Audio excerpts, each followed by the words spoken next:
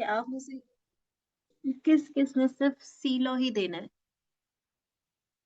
जिसने सी लॉ देना है और बी लॉ पास है, ठीक है, वो यस कर दे, मैं कर दे, आई एम मी, या ऐसा करे। जिन्होंने दोनों देने हैं, सिर्फ वो यस करें मिलके, क्यों वो कम लोग होंगे। दोबारा सवाल चेंज हो गया है। जिन्होंने दोनों पेपर्स देने हैं, सिर्फ वो यस करें। अच्छा। ठीक है। सी लो, यानी कि जो ओल्ड फेसेस हैं, ओल्ड नेम्स हैं, वो बोथ हैं। लेनोवो तो बचे। लेनोवो आपने फिर बी लॉ की क्लासेस क्यों नहीं ली?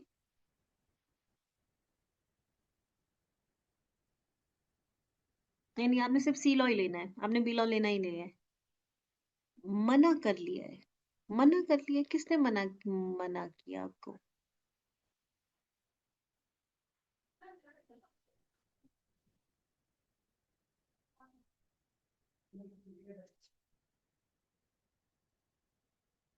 ओके, तैयार कर। Very good, very good, that's great. If you have prepared it, इससे अच्छी बात ही कोई नहीं हो सकती है। Company law.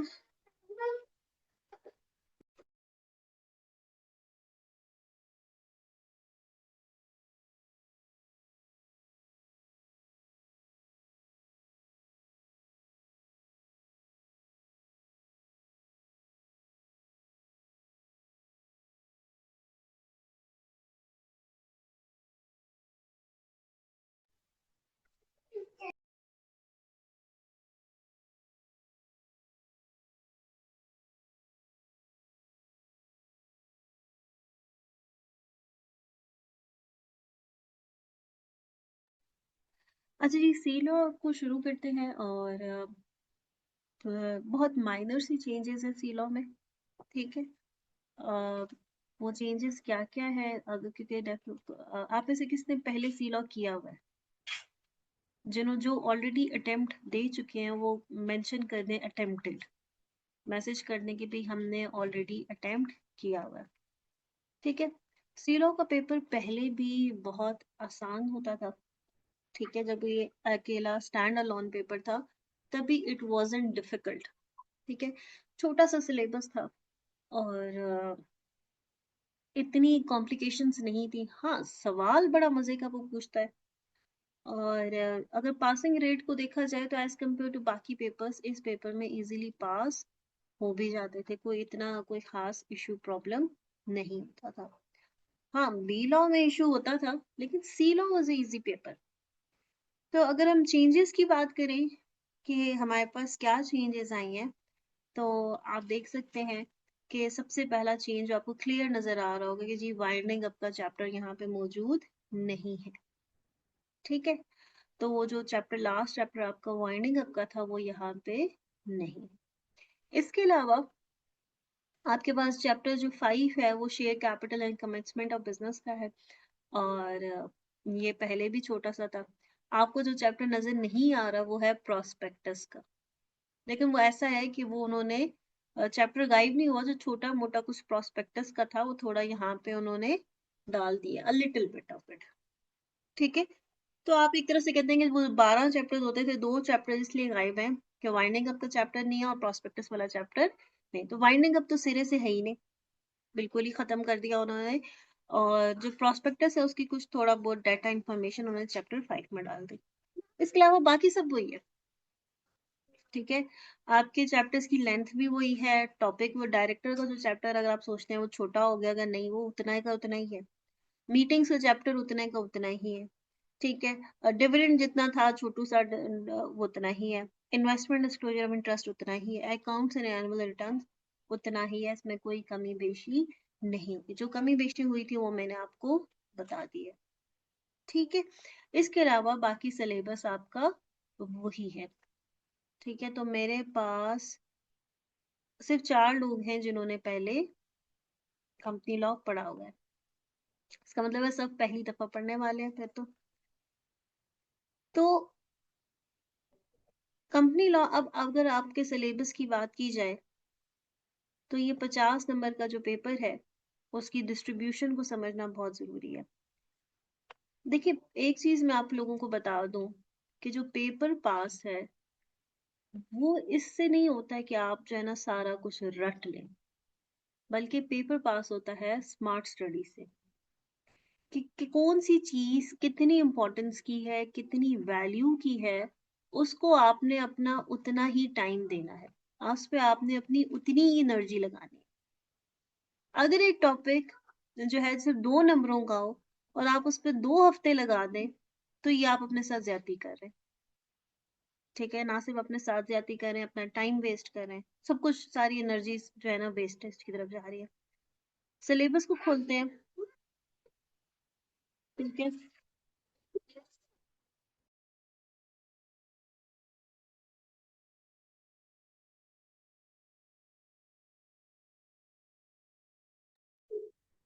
सिलेबस हमारे पास अगर आप देखें तो DEF जो आपको नजर आ रहे हैं, कॉलम दिस वन, ये आपके पास कंपनी लॉ का सिलेबस है। ठीक है? और अगर इसको फर्दर डिटेल में देखें, हम इसको फर्दर डिग डाउन करें, तो आप ये देख सकते हैं कि companies act 2017, incorporation and issuance of shares, ये कंपनी बनी कैसे है और उसके शेयर्स कैसे इशू होते हैं। इसका मतलब है आपका चैप्टर 1, चैप्टर 2 और इशुएंस वाला चैप्टर था चैप्टर 5। तो चैप्टर 1, चैप्टर 2, चैप्टर 5 जो है वो 12 से 17 नंबर का है। ठीक है? फिर जब हम आते हैं मैनेजमेंट एंड एडमिनिस्ट्रेशन की तरफ, इसका मतलब है आपका चैप्टर 3, आपका चैप्टर 4 और इसके अलावा जो इन्वेस्टमेंट का चैप्टर है जो कि चैप्टर 10 है मेरे ख्याल में। एक दफा देख लेते हैं 10 है या 9 है। इन्वेस्टमेंट का चैप्टर इज चैप्टर 9। तो 3, 4 एंड 9 ये है आपके पास 10 से 15 नंबर के। मजे की बात ये है कि ये डिस्ट्रीब्यूशन बड़ी उसने इस तरह स्ट्रेंज की है, क्योंकि 3, 4, 9 ये हमेशा ज्यादा मार्क्स के होते थे एज कम्पेयर टू 1 to 5 के। तो अगर आप देख सकें कि 1 to 5 12 से 17 नंबर का है और 3, 4, 9 10 से 15 नंबर। उसके बाद जो आपके पास रिमेनिंग चैप्टर्स हो गए, सब मीटिंग्स का चैप्टर है, डायरेक्टर्स एंड चीफ एग्जीक्यूटिव यहाँ पे आ गया, ये तो मैनेजमेंट है। अच्छा, उसने मैनेजमेंट एंड एडमिनिस्ट्रेशन में रिमेनिंग चैप्टर्स डाल दिए। जो आपके पास मॉर्गेज का चैप्टर था, मॉर्गेज की जगह हमारे पास ये चैप्टर्स के नाम है चैप्टर 6, तो चैप्टर 6 ही रह जाता है। 6 एक मिनट देख लेते हैं ताकि हम चैप्टर पूरे करते हैं। Meetings, director, chief executive, director is chapter 3, chief executive is chapter 4, accounts का जो चैप्टर है वो 10 है और डिविडेंड का चैप्टर 8 है। हम उसके साथ साथ लिख लेते हैं 10 एंड 8। तो इसका मतलब क्या है, जो चैप्टर रह गए हैं वो कौन से हैं? Chapter 6, chapter 7 and chapter 9। यहाँ पे यही रह गए 6, 7, 9। 6 हमारे पास कौन सा है? मॉर्गेज एंड चार्जेस का है, तो 7 तो नीचे हो गया। And investments and disclosure of interest का 6 एंड 9। 7 को इरेज कर देते हैं। ये मुझे ना वैसे कुछ ठीक नहीं लग रही है डिस्ट्रीब्यूशन। ठीक है, तो 6 एंड 9 हमारे पास यहाँ पे आ गए ई पार्ट में। अगर आप 6 को देखें, जो 6 चैप्टर है और 9 चैप्टर है, दो they are a little bit lengthy, लेकिन मॉर्गेजेस एंड चार्जेस ये चैप्टर है टोटल 3 से 4 सफों का। और जो चैप्टर 9 है ये आपके पास 7 सफे होंगे या 8। अब आप खुद देख लें कि इन दो चैप्टर्स को अगर आप तैयार करते हैं तो यू सिक्योर 10 to 15 मार्क्स। और यहाँ पे आप चैप्टर 7 भी करेंगे जो कि अच्छा खासा लंबा है, कम से कम 10 से 15 सफे है। डायरेक्टर्स के में चैप्टर में भी 10 से 15 सफे है। चीफ एग्जीक्यूटिव 3 सफों का है अकाउंट्स एंड डिविडेंड भी तकरीबन 8 से 9 या 10 सफ़े हैं। तो अगर हम सफ़े टोटल करें तो ऑलमोस्ट 35 सफ़े हैं। तो 35 पेजेस की 20 से 25 नंबर मार्क्स की वेटेज है। ठीक है, ये वाले चैप्टर सारे इंपॉर्टेंट है, ये जो एफ के अंदर आ रहे हैं ना, और सारे बड़े चैप्टर्स हैं। मीटिंग्स बड़ा चैप्टर, डायरेक्टर्स बड़ा चैप्टर, अकाउंट्स बड़ा चैप्टर, चीफ एग्जीक्यूटिव और डिविडेंड छोटे चैप्टर हैं। चीफ एग्जीक्यूटिव भी 3 सफ़ों का है, डिविडेंड भी 3 सफ़ों का है। ठीक है, बाकी तकरीबन 10-10 सफ़ों के। ठीक है, तो मैंने ये जो आपसे कह रही हूँ कि 35 से 40 सफ़े हैं और 20 से 25 मार्क्स हैं, जबकि वही ई पार्ट में देखें चैप्टर 6 एंड 9, ठीक है, वो आप 2 चैप्टर करने से 10 से 15 नंबरों पर लैंड कर जाते हैं। इसी तरह ये वाले चैप्टर्स भी छोटे हैं 1 to 5 भी। ये करने से भी आप 12 से 17 नंबर पे लैंड कर जाते हैं। तो इसीलिए ये पेपर मैंने आसान क्यों कहा कि आप ये देखेंगे छोटे-छोटे बेबीज चैप्टर तैयार कर लेंगे तो आपकी जो है वो आसानी हो जाएगी। अब इश्यू ये जो एफ वाले में है, वो इश्यू क्या है? इश्यू ये है कि 20 से 25 नंबरों का है। अगर सपोज हमने कहा ये बड़े चैप्टर्स जो हमने कहा मीटिंग्स, डायरेक्टर, अकाउंट्स, और जो छोटे चैप्टर हैं जो कि कॉन्सेप्ट से भरपूर है, डिविडेंड, सीईओ, इसके अंदर जो बातें वो बड़ी इंपॉर्टेंट है, बेशक साइज में छोटे। और ये बड़े चैप्टर हैं जो मैंने आपसे कहा हर तकरीबन 30 पेजेस हैं, 30 से 35 इनके तीनों के।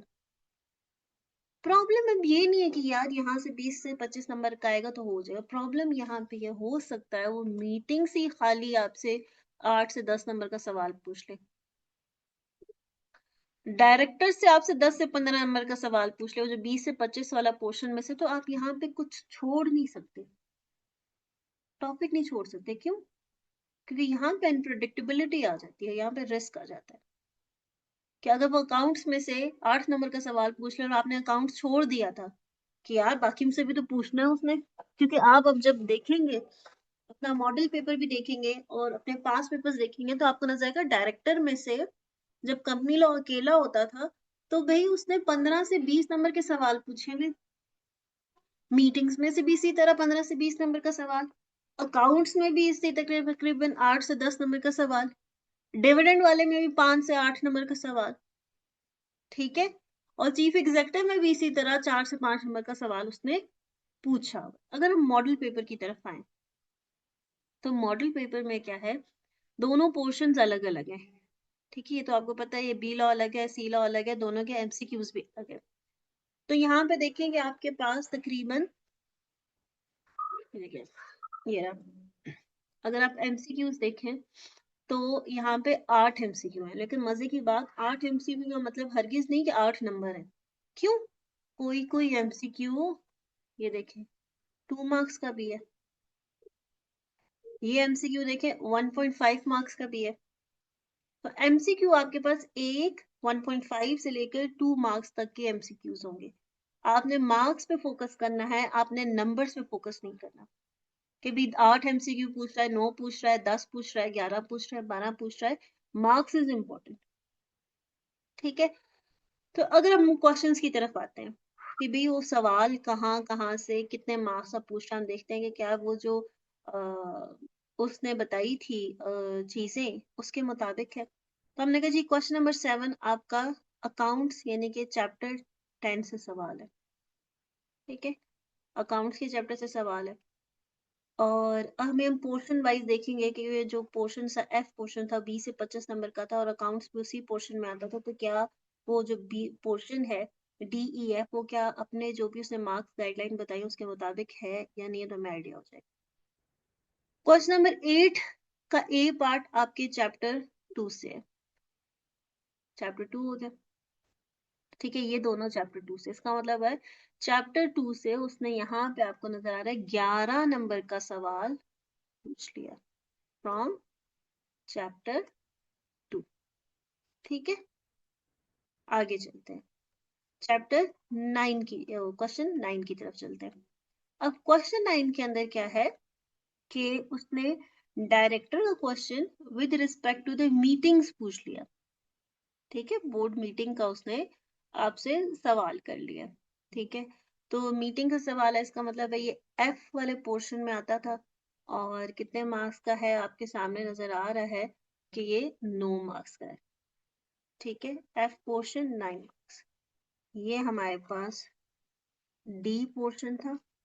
एफ पोर्शन का एक और सवाल यहाँ पे हमने देख चुके हैं। एफ पोर्शन चैप्टर 10 इसका पूरा लिखते हैं।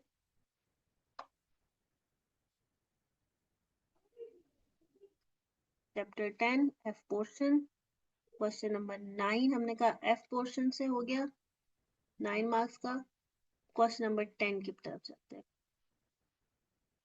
क्वेश्चन नंबर 10 हमारे पास डायरेक्टर के चैप्टर से है, जो कि हमारे पास चैप्टर नंबर 3 है, 3-4 से। ठीक है, और सीईओ का चैप्टर है।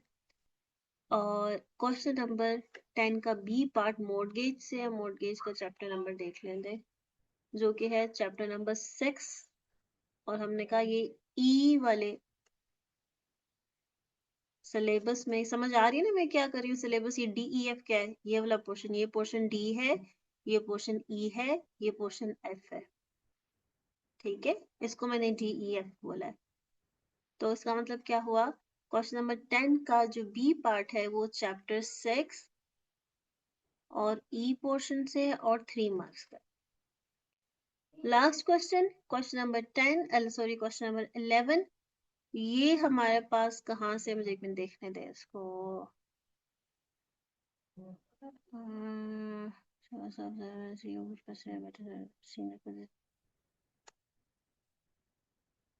अच्छा जी, ये भी हमारे पास डायरेक्टर्स की चैप्टर से है। और कुछ ना कुछ उससे भी है, चैप्टर 8 से भी है। सो चैप्टर 8 और ये ई पोर्शन। तो अब हम देख लेते हैं डी से कितना है, ई से कितना है और एफ से कितना है। तो ई में हमारे पास ये किया आ गया 4 + 4 8 मार्क्स। ठीक है, चैप्टर क्वेश्चन नंबर 10 जो था, ये हमने कहा 3-4 चैप्टर से है और ये एफ में फॉल करता है, तो हमने कहा जी यहाँ पे लिख लेते हैं 4 marks. Question number 10 B E portion से है, 3 मार्क्स। ऊपर चलते हैं, क्वेश्चन नंबर 9 हमने कहा एफ पोर्शन से है और 9 मार्क्स का ही है, इधर ही हम कर रहे हैं इसको 9 मार्क्स। ऊपर चलते हैं, क्वेश्चन नंबर 8 हमारे पास हमने कहा डी पोर्शन से है और 11 नंबरों का है। Okay, D portion 11 marks. ऊपर चलते हैं, एक आखिरी क्वेश्चन रह गया चैप्टर क्वेश्चन नंबर 7, जो कि चैप्टर 10 यानी कि एफ पोर्शन से 5 मार्क्स। टोटल कर लेते हैं। सो डी पोर्शन इज 11, जिसमें भी एमसीक्यू शामिल नहीं है, ये भी 11 और ये हमारे पास 18 मार्क्स। तो इसका मतलब है 18 मार्क्स उसने एफ से पूछा, ई से पूछा और डी से पूछा। अब यहाँ पे रिमेनिंग एमसीक्यूज होंगे। अब हम अगर अपने सिलेबस गाइडलाइन की तरफ जाएं, तो पहला पोर्शन 12 से 17 नंबरों का, दूसरा पोर्शन 10 से 15 नंबरों का। जो भी क्वेश्चन यानी कि थ्योरी के सवाल आपको नजर आ रहे हैं कि यहाँ पे उसने 11 भी एमसीक्यूज हमने शामिल नहीं किए। और जो तीसरा था हमारे पास, वो कितना 18 नंबरों का हो गया। ठीक है, तो आप यहाँ पे देख सकते हैं कि ऑलमोस्ट गाइडलाइन, अभी एमसीक्यू शामिल नहीं है। 50 नंबर का पेपर हमने टोटल 50 नहीं किए। कितने मार्क्स हुए अभी टोटल? जी, कितने हुए हैं? 40 हो गए। 40 हो गए है ना, इसका मतलब है 10 नंबर रहते हैं। ठीक है, और 10 नंबर किसके हैं? एमसीक्यूज के। अब एमसीक्यूज में हम ये नहीं कर सकते कि जी फलाने, क्यों एमसीक्यूज रैंडम होते हैं। ठीक है, अगर हम देखना चाहे तो वो देख सकते हैं, इशू कोई नहीं, हमें पता चल जाएगा कौन से चैप्टर से कौन कितने एमसीक्यूज आए हैं। ठीक है, अभी उसने देखे यहाँ पे चैप्टर 1 से एमसीक्यू लाजमी होगा, क्योंकि वहां पे भी हमें चैप्टर 1 मिला नहीं है।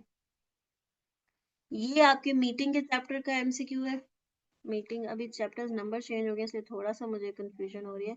मीटिंग का चैप्टर नंबर 7 है, ये 7 से है। ये चैप्टर 2 से है। ये आपके पास मॉर्गेज वाले चैप्टर से, मॉर्गेज का चैप्टर 6 है मेरे ख्याल में, दोबारा चेक कर लेती हूँ जी, 6 है। ये चैप्टर 6 से है। ये अगेन मीटिंग के चैप्टर से है, ये वाला सवाल क्वोरम। मीटिंग का चैप्टर क्या था? 7। ये 7, अच्छा ये बोर्ड ऑफ डायरेक्टर्स का क्वोरम है, तो ये 7 से नहीं, ये 3 से है। ठीक है, ये अगेन मॉर्गेज इन चार्ज का क्वेश्चन है, 6 से आ गया। 6 से तो उसने 2 सवाल पूछ लिए, इसका मतलब है मॉर्गेज इन चार्ज से वहां पे नीचे बल्कि एक सवाल था। ठीक है, ये हमारे पास चैप्टर 3 से आ गया।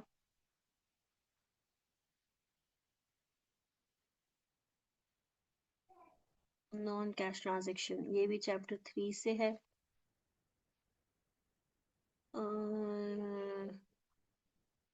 ये मीटिंग्स के चैप्टर से है। अगला वाला मीटिंग का चैप्टर नंबर क्या है? 7।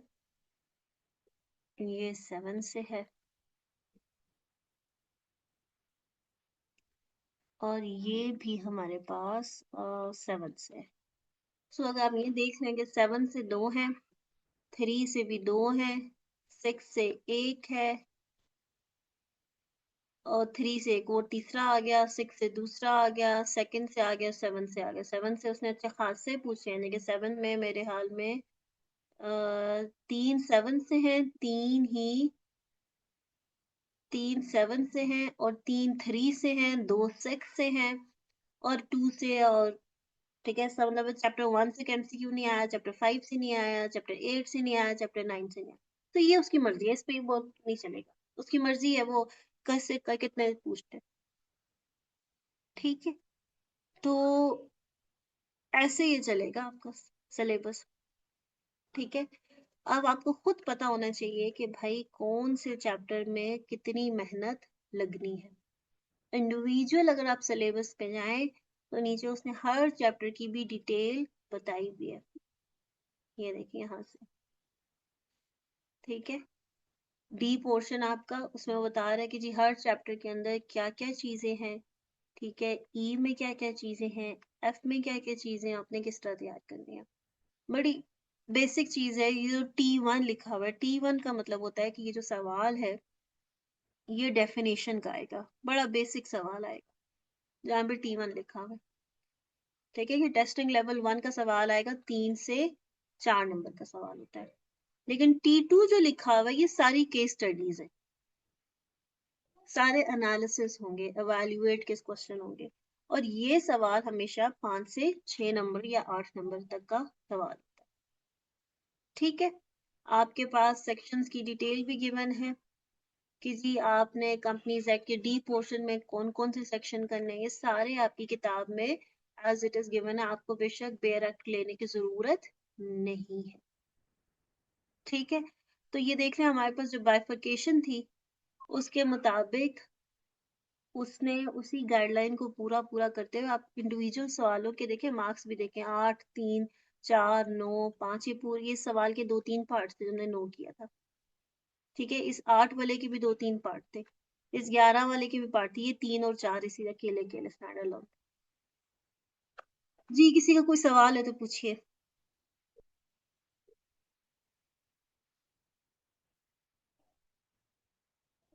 Any question? B law and C law से इक्वल नंबर ऑफ एमसीक्यूज आएंगे, नंबर 10 10 बराबर होंगे। अंदर से नंबर ऑफ एमसीक्यू जरूरी नहीं है, किसी में हो सकता है 7 एमसीक्यू, किसी में 8 हो, मार्क्स उसके 10 होंगे क्योंकि एमसीक्यू का इंडिविजुअल नंबर अलग होगा। सी लॉ के एमसीक्यू बिल्कुल अलग होंगे। बी लॉ के ये देखे ना, ये आपको मॉडल पेपर देखे ना, इसको गौर करें ना, पेपर आपके पास ऐसे आएगा, ये जैसे ये पेपर बना हुआ है ना, उसमें वो कहेंगे जिन्होंने बी लॉ करना है वो सिर्फ बी लॉ का पोर्शन अटेम्प्ट करे। ये देखिए, नोट फॉर लेगेसी स्टूडेंट्स, जरा 1 मिनट ले और इसको पढ़े।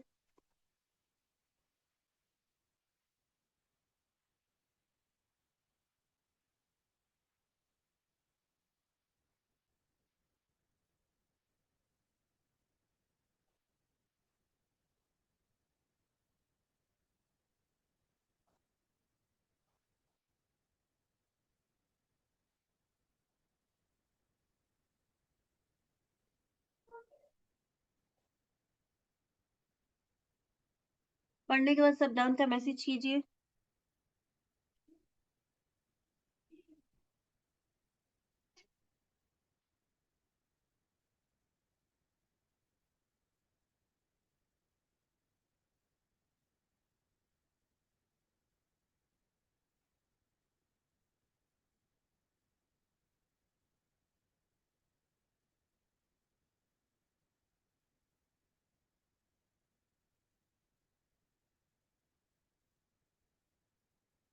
जी पढ़ने के बाद डन का मैसेज कीजिए सब लोग।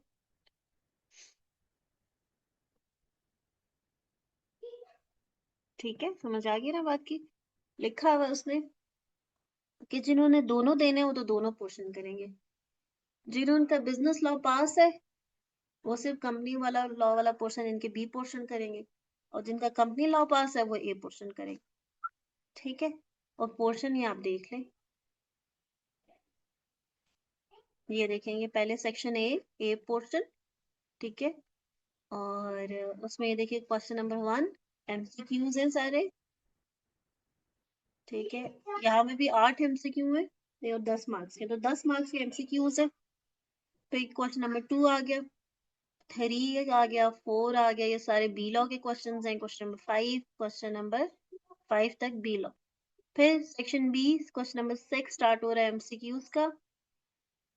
ठीक है, तो 7, 8, 9, 10, 11, 11 सवाल है। ठीक है, और उसने कहा कि भी 11 के 11 अपने सारे करने हैं। तो जिन्होंने दोने देने हैं, जी जी पास होगा। बी लॉ में अगर आपने 20 ले लिए, सी लॉ में 30 ले लिया, बच्चा पास हो जाएगा। टोटल हर जो है ना ये नहीं होगा कि भी लेकिन अगर कोई सिर्फ सी लॉ दे रहा है और उसके जो है वो 25 से कम नंबर है तो वो फेल होगा। जो इंडिविजुअल पेपर दे रहा है, ठीक है, फॉर इंस्टेंस एक बच्चा सी लॉ दे रहा है और बी लॉ दोनों दे रहा है। ठीक है, सी लॉ में उसने 30 ले लिए, बी लॉ में उसने 20 लिए, तो टोटल तो 50 हो गया ना, ये पास है। लेकिन अगर एक अकेला बी लॉ दे रहा है और उसके 20 आए हैं, वो फेल होगा। या अकेला सी लॉ दे रहा है और सी लॉ में 20 आ गया, ही विल बी फेल। लेकिन दोनों को मिला, दोनों दे रहे हैं, दोनों को मिला के 50 आ गया, पास। अकेले अकेले 25 से कम नंबर आ गए, फेल।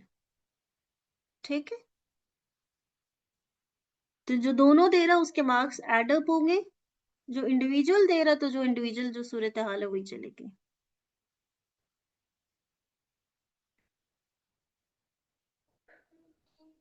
बेटा आप क्लास, अभी हम आज तुम्हारा फर्स्ट डे है ना, और आप बेशक बी लॉ की कुछ रिकॉर्डिंग्स आपको यूट्यूब पे मिलेंगी।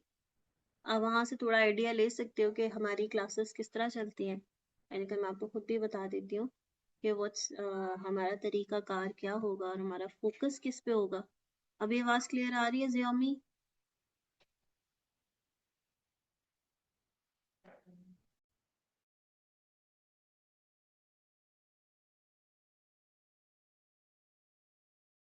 जी आवाज़ क्लियर आ रही है सबको?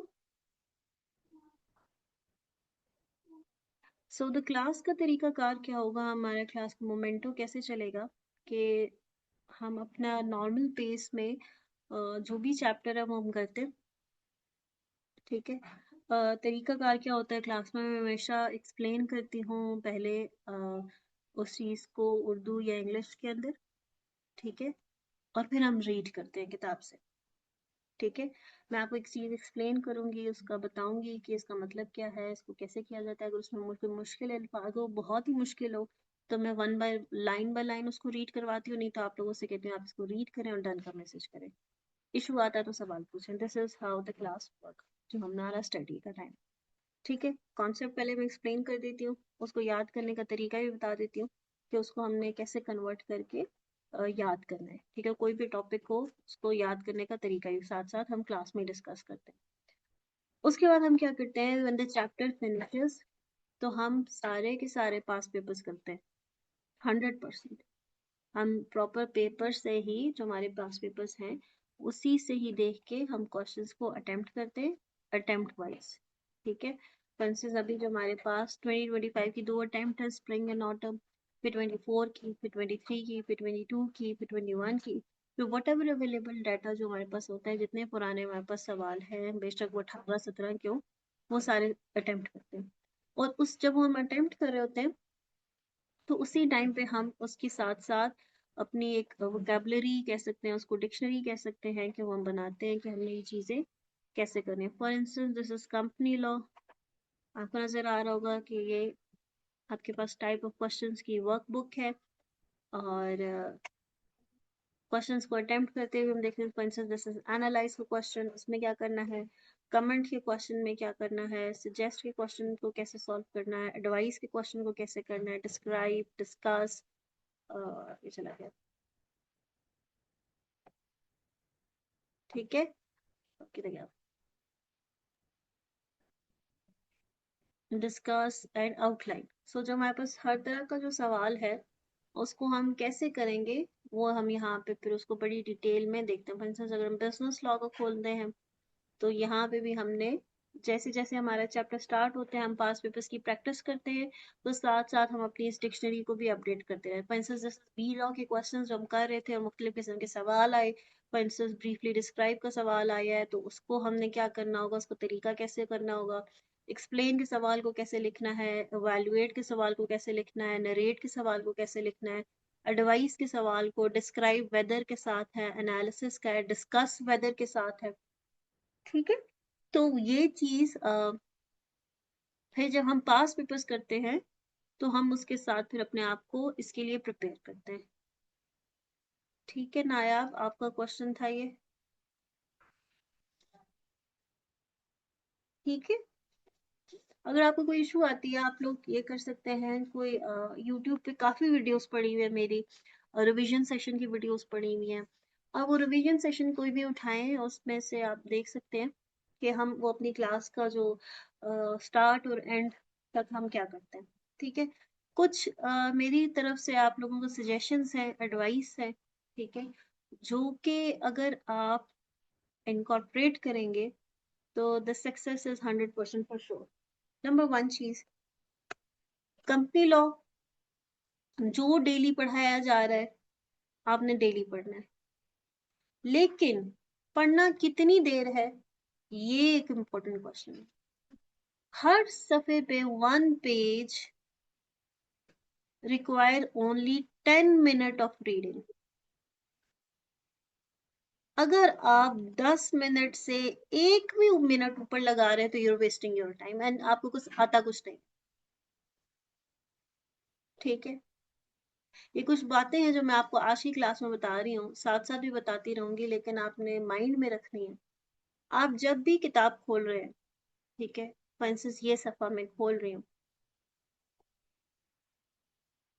फीचर्स ऑफ कंपनी का, अभी हुए 1238, तो मैं यहाँ पे 1238 लिख लूँ क्योंकि मुझे पता है मैंने 48 पे इसको कंप्लीट कर। अपने पास घड़ी रख लें, मोबाइल फोन से इज्तनाब करें, ठीक है। जब आप पढ़ने बैठे हैं तो मोबाइल फोन आपके इर्द गिर्द कहीं ना हो, ठीक है। हाँ, आपको बहुत कोई कहते हैं यार ये वाला सवाल चैट जीपीटी से पूछना ही पूछना है, तो आप उसको साइड पे नोट कर ले कि जब आप पढ़ाई से उठेंगे या आपके 10 मिनट पूरे होंगे तब आप उसको खोल के देखेंगे। क्यों? ये 10 मिनट से अगर आपने इस 10 मिनट के अंदर फोन देख लिया तो आपका एक एक सेकंड इतना इंपॉर्टेंट और वो वेस्ट हो जाएगा, ठीक है। क्योंकि क्लास जब इंशाल्लाह ऐसी होगी, मैं आपको हम इतना पढ़ेंगे, इतना उसको डीपली स्टडी करेंगे कि जब आप वाकई में जब पढ़ेंगे तो ऐसा नहीं होगा कि आपको डिक्शनरी खोल के मीनिंग ढूंढने की जरूरत आएगी कि ओ यार 10 मिनट के अंदर तो लफ्जों के मीनिंग भी देखने होते हैं, मैम क्या कह रही है। नहीं, हम क्लास में इतना अच्छा पढ़ लेंगे कि मीनिंग आपकी किताब के ऊपर पहले से ऑलरेडी लिखा होगा, क्योंकि एक दफा मैं आपको पढ़ा चुकी हूँ, आपने रीड करना। तो रीडिंग टाइम 10 मिनट, अगर 10 मिनट से कुछ सेकंड भी ऊपर जा रहे हैं तो आप समझ लें आपने टाइम वेस्ट किया। मैंने आपसे कहा कि आपने 1 मिनट की भी फ्लेक्सिबिलिटी अपने आप को नहीं देनी, आपने हर सफे के ऊपर आपका ये टाइम लिखा होना चाहिए। आप बेशक इसके लिए एक काम ये भी कर सकते हैं कि आप जो पहली दफा लिख रहे हैं वो आप यूं वैसे यूं कोने पे लिखें, कि आप ब्लैक पेन से लिखें जब आप पहली दफा उसको कर रहे हैं। आपने 12 अभी 40 हुए हैं तो मैं 1240 लिख लूं, ओके, मैंने इसको 50 पे कंप्लीट करना है। दूसरी दफा लिखना है आप ब्लू पेन से लिख लें, तीसरी दफा लिख रहे हैं पढ़ रहे हैं आप इसको रेड से लिख लें, चौथी दफा कर रहे हैं इसको ग्रीन से कर लें, फिर आगे पेंसिल से कर लें, तो क्या होगा, आपको ये भी पता होगा कि ये सफ़ा मैं 5 दफ़ा पढ़ चुकी हूँ, मुख्तलिफ टाइमिंग्स में। ये सफ़ा मैं 1 दफ़ा पढ़ चुकी हूँ, मैं 2 दफ़ा पढ़ चुकी हूँ, मैं 3 दफ़ा पढ़ चुकी हूँ, मैं 4 दफ़ा पढ़ चुकी हूँ। ठीक है? एक तो ये आपका चेक होगा। ठीक है? और जब अगर आप यहाँ 5वीं दफ़ा में पहुँच जाएँगे ना, तो आपको मैं रीडिंग टर्म बाय लिटरली वो कहते हैं कि श्योरिटी बताऊँ तो वो 2 या 3 मिनट होगा। If you have come here, because अगर आपने फर्स्ट टाइम इसको 10 मिनट दिए तो दूसरी दफ़ा ये लाज़मी 9 या 8 पे होगा। तीसरी दफ़ा ये 7 या 6 पे होगा, चौथी दफ़ा ये 5 या 4 पे होगा और इधर 3 से 2 पे आ जाएगा। ठीक है? तो डिपेंड ये करता है कि आप इसको किस तरह पढ़ें, और वो जो आपने 10 मिनट रखे हैं ना, उस 10 मिनट के अंदर आपने और कोई काम नहीं करना। So this was the reading. और जब क्लास से डेली आपने रीड ही करना है। वीकेंड पे आपने इसको याद करना है। अगर आपने 10 मिनट रीडिंग लगाए तो याद करने के 15 मिनट हैं, और याद ऐसे नहीं करना। अगर आप रीडिंग 10 मिनट में कर लेंगे ना, फिर आपको याद करने का भी तरीका आ जाएगा। याद ऐसे नहीं करना, sole trader is an individual, sole trader is an individual who owns and runs, sole trader is an individual who owns and runs his or her own business, sole trader is an individual who owns and runs his or her own business. No, don't do that. ये काम आपने हरगिज़ किसी भी सूरत नहीं करना, ये तबाही है। ये सेल्फ डिस्ट्रक्शन है जो आप अपने साथ करेंगे। सही है? अपने आप को सेल्फ डिस्ट्रक्शन की तरफ नहीं लेके, आपने अपने आप को कल को चार्टर्ड अकाउंटेंट बनना है। चार्टर्ड अकाउंटेंट बनना है या सेल्फ डिस्ट्रक्शन की तरफ लेके? If you want to be a chartered accountant, then you have to think like a chartered accountant from today. What is sole trader? हम इसको उर्दू में मीनिंग देखेंगे। सोल ट्रेडर ये होता है कि जो अपना बिजनेस खुद ही अकेला चलाता है। सोल से मतलब ये होता है अकेला, ट्रेडर जो तजारत करता है। ठीक है? एक ऐसा इंडिविजुअल है जो ओन भी करता है और रन भी खुद ही कर रहा है। बस ये याद हो गया। A sole trader is an individual who owns and run her own business, his or her own business. That's it. ठीक है? कि पहले उसको उर्दू में इसका मतलब क्या है, उसी उर्दू को इंग्लिश में कन्वर्ट कर देंगे। ये सोल ट्रेडर है। आगे चलेंगे, उसको पढ़ेंगे और 15 मिनट लेंगे याद करने में। If you are taking more than 15 minutes, you are wasting your time. ठीक है? तो आपने खुद अपने, और यहाँ पे आपको मेंशन होना चाहिए कि मैं इसको रीड कब किया था, मैं इसको अब याद कब कर रहा हूँ। मोस्टली जब आप रीड, अगर आप 5वीं दफा तक पहुंचेंगे ना रीडिंग में, ये आपको याद होगा। आप सफा यूं देखेंगे, अच्छा इस पैराग्राफ में ये था, इसमें ये, इसमें ये, इसमें ये, ओके आगे चलो, अगले सफे पे चलो, ये आता है, अगले सफे पे चलो, ये आता है, ये कॉन्सेप्ट पता है, आता है, आगे चलो लिख लेंगे, आता है। तो इस तरह होना चाहिए आपका तैयार। ये नहीं कि इस एक लाइन के ऊपर आप पूरा आधा घंटा लगा दें। टाइम लिखना इसलिए जरूरी है, आपको बता रही हूँ, सबसे जरूरी है लिखना टाइम, कि आपको पता हो ना, फिर थोड़ी शर्मिंदगी भी होती है। अगर 12:44 हो रहे हैं और 12:44 से 1 PM गुजर जाए और 16 मिनट आपने कुछ नहीं किया, तो थोड़ी शर्मिंदगी तो होती है कि यार मैं 16 में, और ये आप बैठे हैं, हमने टाइम की नहीं लिखा, बस किताब पकड़ के बैठे थे, टाइम नहीं देखा कब बैठे थे और कितना टाइम हो गया, तो कोई महसूस भी नहीं होता कि टाइम वेस्ट किया। लेकिन अगर ऊपर टाइम लिखा हुआ है, पता है कि ऊपर टाइम लिखा हुआ है, और मैं इतनी देर से मैंने कुछ नहीं किया, मैं प्रोक्रास्टिनेट कर रहा था, मैं सोच रहा था, मैं अपने आप को अज्यूम कर रहा था, मैं डिग्री लेने जा रहा हूँ, मेरे माँ बाप बैठे हुए हैं, कॉन्वोकेशन हो रहा है और ये हो रहा है वो हो रहा है, या मैंने स्टेटस लगा दिया और उस पर इतने सारे कमेंट्स आ रहे हैं, लोग बातें कर रहे हैं, लोग डिस्कस कर रहे हैं, मैंने वीडियो लगा दिया, तो फिर आप इन सोचों में ही रह जाएंगे। ठीक है? तो आपने हर सफे के ऊपर इस तरह लिखा होना चाहिए। ठीक है? और इतनी ही दफ़ा रीड होना चाहिए। 10 मिनट से ज़्यादा किसी सफ़े पर टाइम नहीं लगता। क्योंकि मुझे कंपनी लॉ पढ़ाते बहुत ज़माना हो गया। ठीक है? तो 10 मिनट से ज़्यादा अगर टाइम आप लगा रहे हैं, तो you are wasting your time. किताब लेनी कौन-सी है, पढ़ना कहाँ से? इसी किताब से पढ़ना है। कोई हेल्पिंग बुक नहीं चाहिए। किसी किस्म की क्यों नहीं चाहिए भाई, इसमें ये इतनी अच्छी किताब है, हर चीज के साथ एग्जाम्पल मौजूद है। नहीं समझ आता बंदा एग्जाम्पल देख लेता है, एग्जाम्पल में क्या लिखा, और जहां पे चैप्टर एंड होता है, देखिए ये एग्जाम्पल आ गया। इस चैप्टर में तो चलो फिर एग्जाम्पल्स काम है, आपको बाकी जगह देखिए कितनी एग्जाम्पल्स है, नहीं समझ आती एग्जाम्पल से पढ़ लेता है बंदा। कोई और किसी किस्म की किताब की जरूरत नहीं है, ठीक है।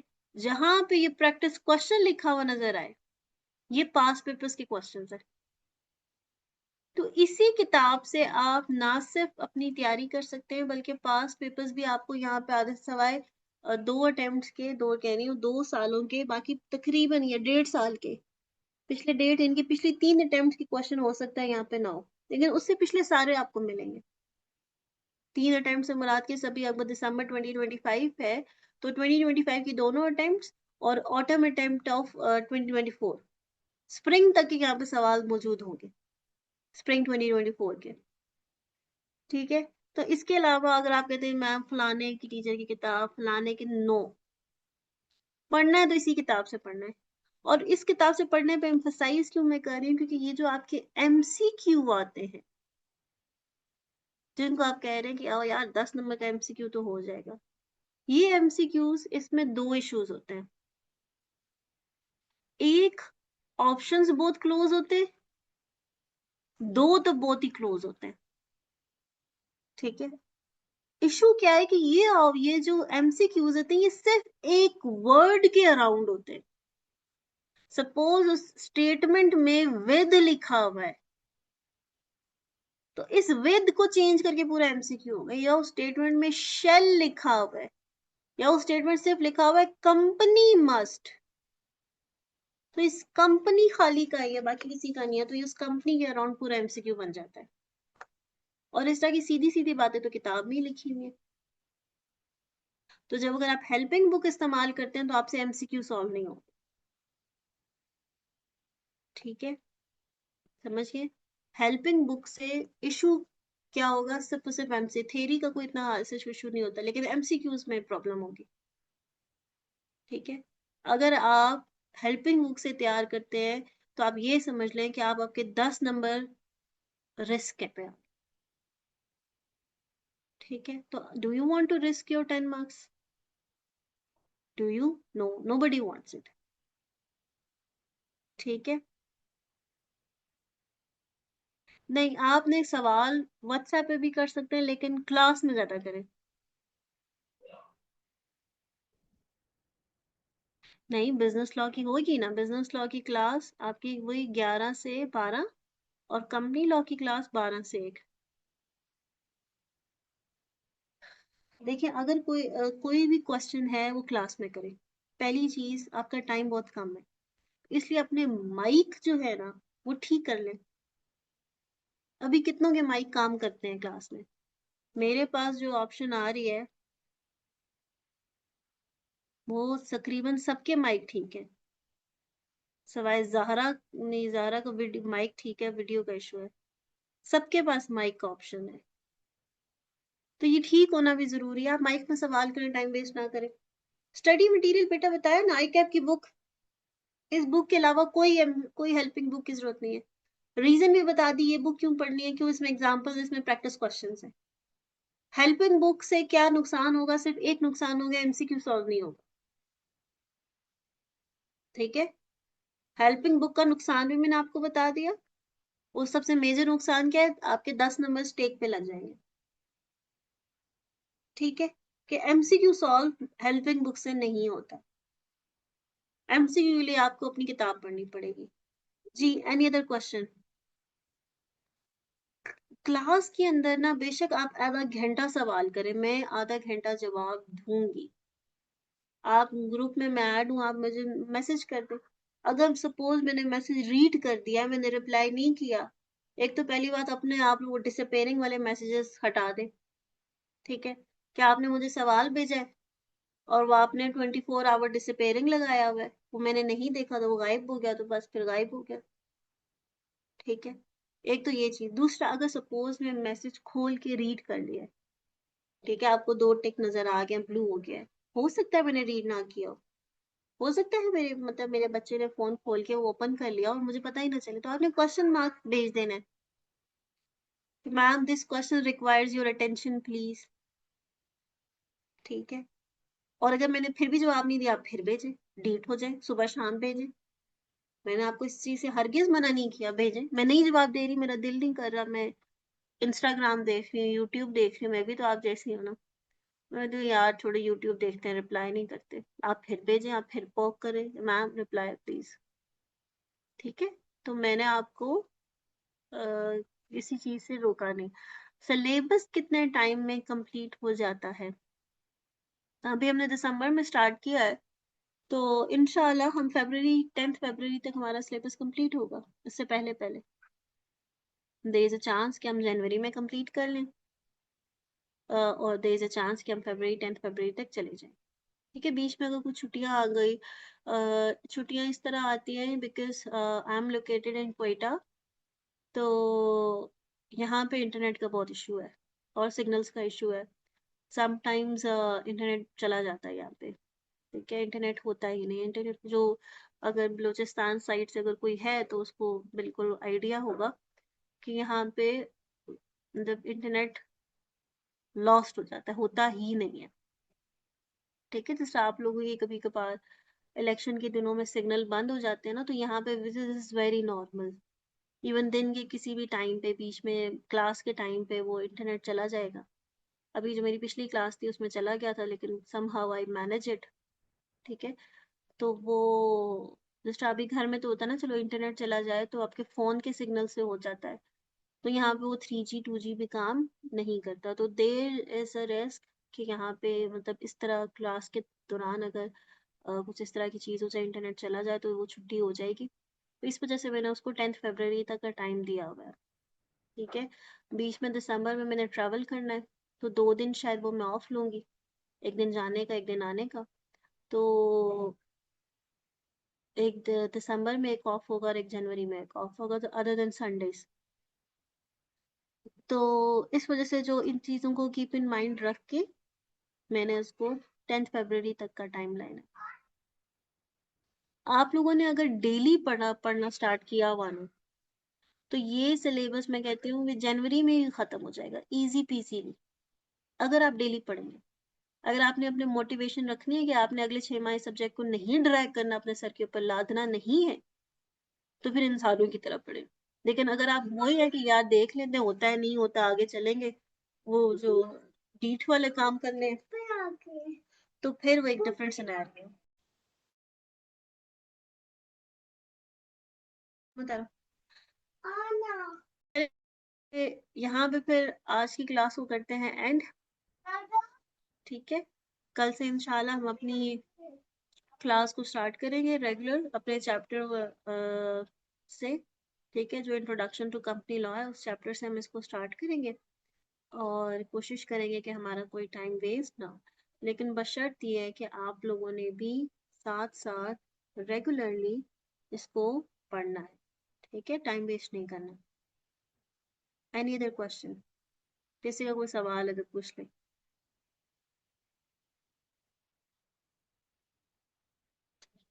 जी। Any question? नाम बड़े प्यारे प्यारे हैं सबके। आना, अदिया, अलीना, अलिशबा, अरीशा, रूज, ईशा, हफ्सा, हानिया, हुमा, किरण, लिनोवो, एम्प्टी, मौजम, मोमिना, मालिक, नैयर। अब ये नाम क्या है? रब, रूबी होगा या रुबाब होगा? Sehrina, very nice name. Shahroz, Tehreem, Ufaq, Umna, Zahra. Yumna है आप या उमना है या अमना है?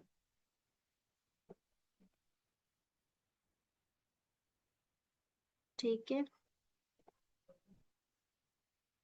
मैं रुब, मोहम्मद रुबा है मैं।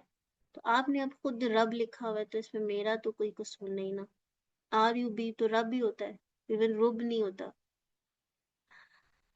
पूरा पूरा नाम लिखे, और लेनोवो और हुआवे आप भी अपना नाम लिखें, ठीक है? चलिए जी, आज की क्लास को यहाँ पे करते हैं and. Thank you so much and अल्लाह हाफ़िज़।